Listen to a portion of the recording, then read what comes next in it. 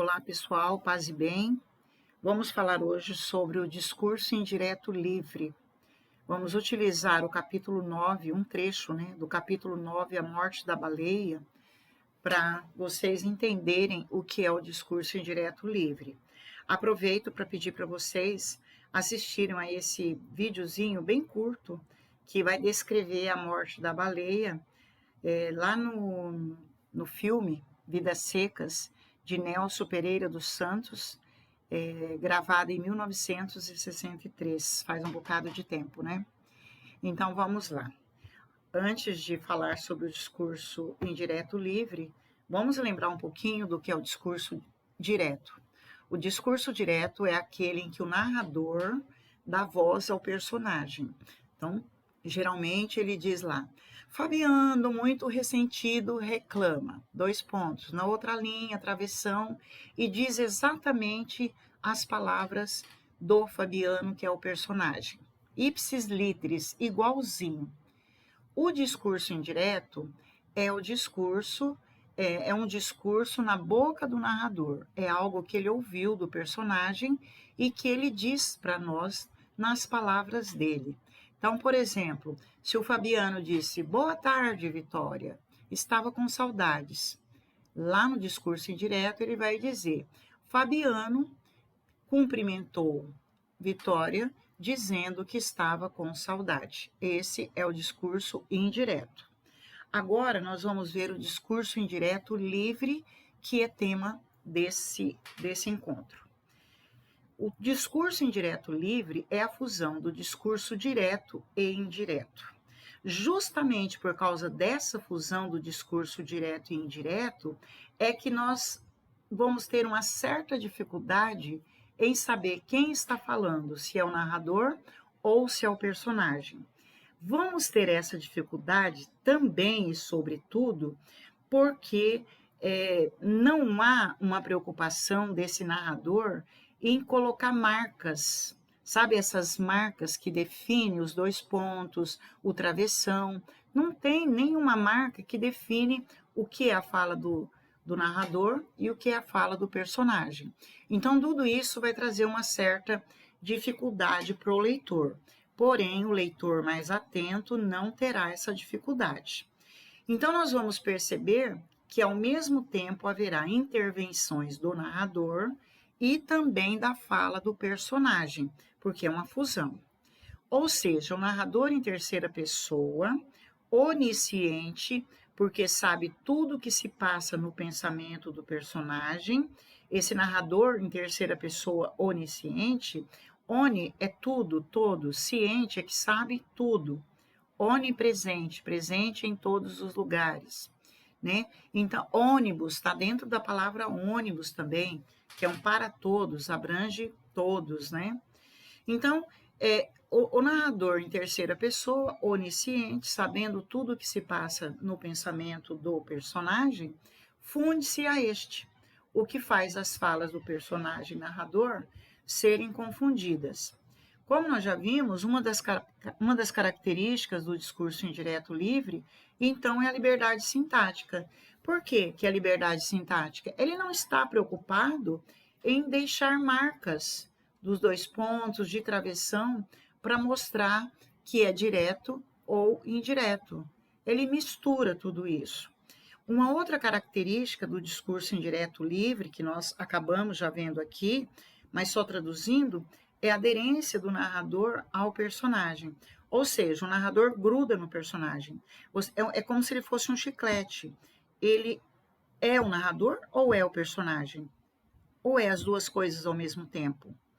Tudo isso que vai fazer da literatura ainda mais interessante, mais importante para nós sentirmos o que o outro sente e nos conhecer para nos tornar mais felizes, como nós vimos que é a função da literatura num desses encontros. Pois bem, vamos fazer um resuminho do que aconteceu logo no início. Baleia andava doente, possivelmente com hidrofobia. Cachorro louco, né? E Fabiano resolve sacrificá-la. Então, mune-se de uma espingarda para consumar o ato. Baleia, desconfiada e arisca, esquiva-se do alvo e Fabiano, aborrecido, persegue-a. E mesmo sem o alvo desejado, puxa o gatilho e a acerta em um dos quartos traseiros. Baleia sai a latir desesperadamente. Com o tiro, sim, há vitória, e os meninos também se desesperam. Fabiano se recolhe e Baleia, perdendo muito sangue, procura um abrigo longe do seu algoz.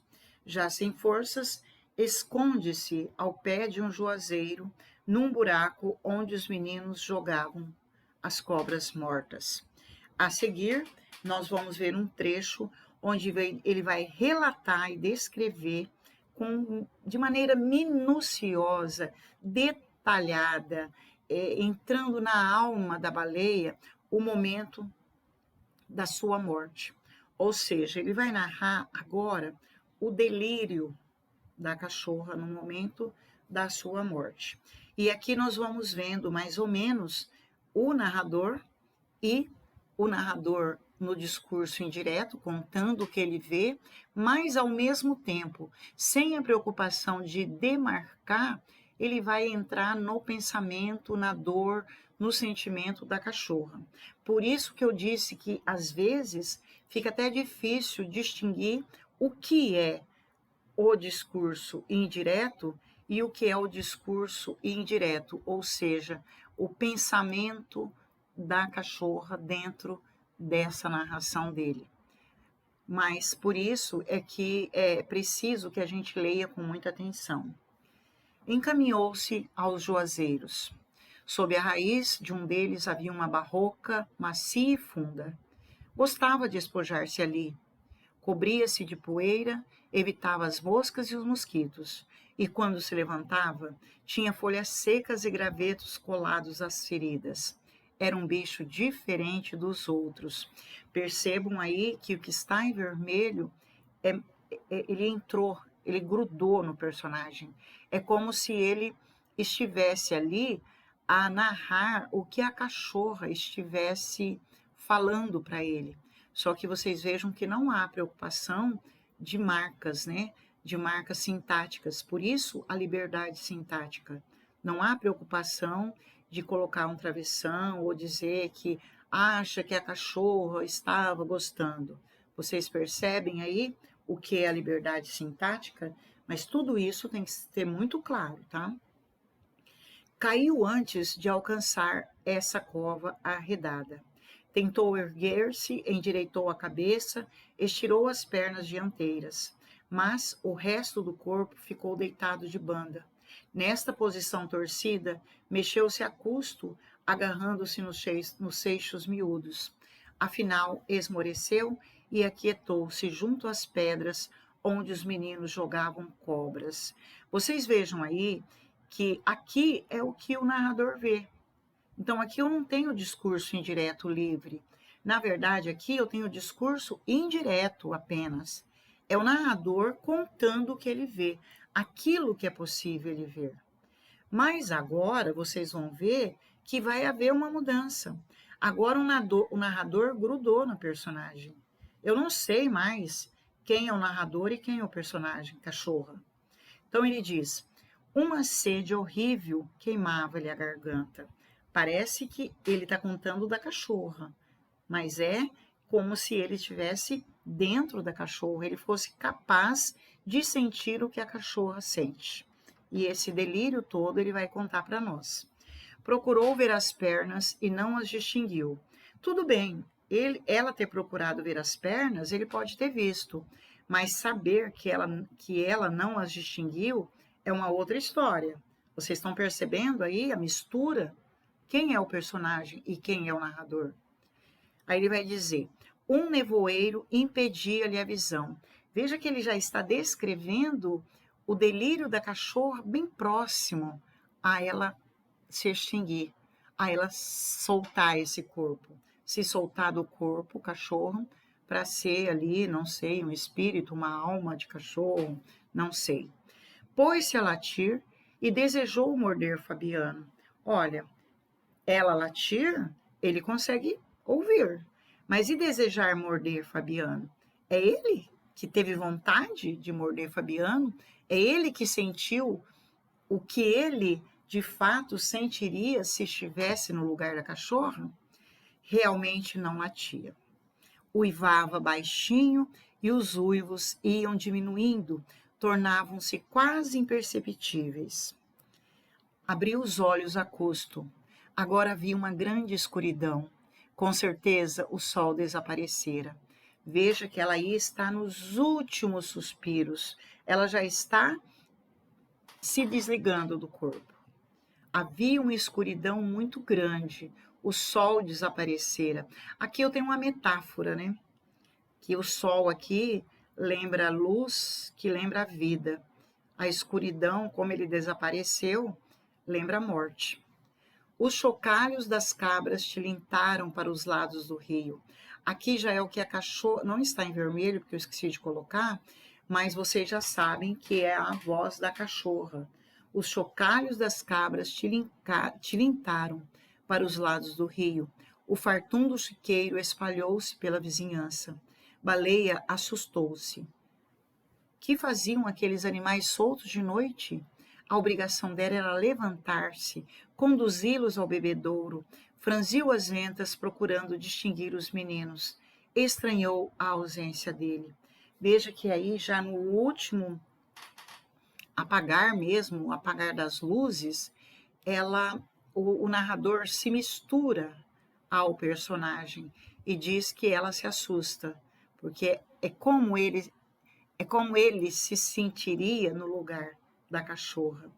Veja que nos momentos da morte, ela lembra da sua obrigação e diz, né, como se ela dissesse: que faziam aqueles animais soltos de noite? Olha o dever que ela tinha junto ao seu trabalho. Ela ainda estava presa às suas obrigações terrenas. Não se lembrava de Fabiano, olha que legal. Ela não se lembrava de Fabiano, do seu algoz, que até há pouco ela tinha medo, ela fugia dele. Tinha havido um desastre, ela sabia que havia um desastre, mas Baleia não atribuía a esse desastre a sua impotência, a impotência em que se achava. Veja que ela não lembrava de Fabiano como um algoz. Isso é muito bom para essa cachorra na hora da morte. Ela morreu sem rancor? Poderíamos dizer assim? Cada um pensa como achar que convém. E também não percebia que estava livre de responsabilidades, ou seja, ela ainda estava presa ao seu trabalho. Uma angústia apertou-lhe o pequeno coração. Veja que tudo isso é uma voz do autor, do narrador, misturada à voz, a cachorra, né? Precisava vigiar as cabras. É como se a cachorra estivesse falando, ele estivesse sentindo isso e diz: àquela hora, cheiros de sussuarana deviam andar pelas ribanceiras, rondar as moitas afastadas. Então veja que era obrigação dela, né? Proteger as cabras das onças. Baleia queria dormir. Sim, ela sentia que era hora de dormir para a vida eterna. Acordaria feliz no mundo cheio de preás. Olha a voz do narrador se misturando.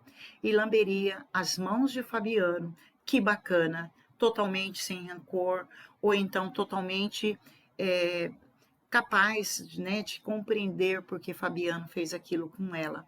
Mas ela veria um Fabiano enorme. Talvez não um Fabiano enorme de tamanho, mas um Fabiano enorme, sem dor da miséria, sem a carência de letras, sem a carência de coisas, sem essas dores de sentir-se explorado pelos patrões, de não ter um lugar próprio para morar, de não ter os seus próprios móveis, etc.